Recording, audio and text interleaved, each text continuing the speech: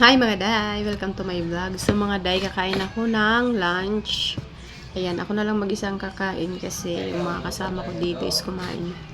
So meron tayong kamote, ayan. Kamote and ito yung dilis na maliliit, pinirito ko. May paksiw na isda. Ano lang yan, suka. Wala na ako ibang nilagay, suka lang, wala mantika at saka tuyo. Para less sa calories. And meron akong pipino sa usaw lang sa suka, ayan. Sausawan din nito. Ayan mga day, kain tayo. Ayan mga day ha, nabubuhay na akong kumain ng kamuti lang. Siguro nakakaisang linggo ako kamuti lang. Kung mayroong kamuti, gano'n na lang. Hindi na ako masyadong nakain ng kanin.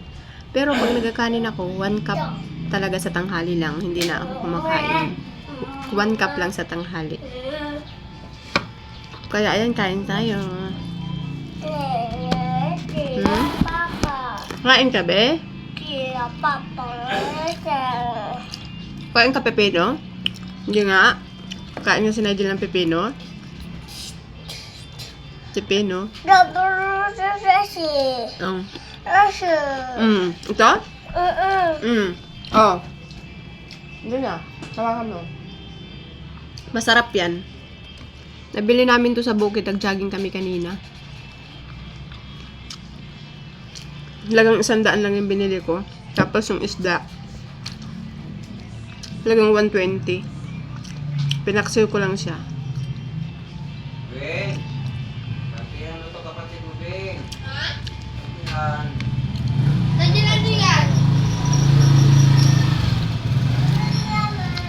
Hindi pala ako nakapag-exercise sa O, dali. probinsya nung umuwi kami. Ay, doon lang beses lang siguro yun. 1 buwan ako doon. Kasi busy ako lagi. Parang ang dami doon trabaho. Parang wala akong time mag-exercise. Pero, hindi ako doon kumakain ng kanin. Laging kamote, saging. Ganun yung kinakain ko.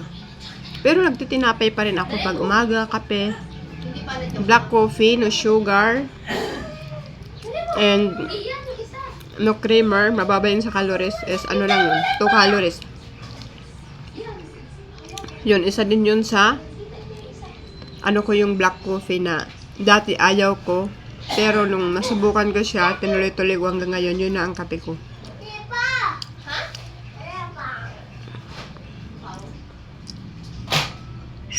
So, ayun mga day. Thank you for watching. Bye!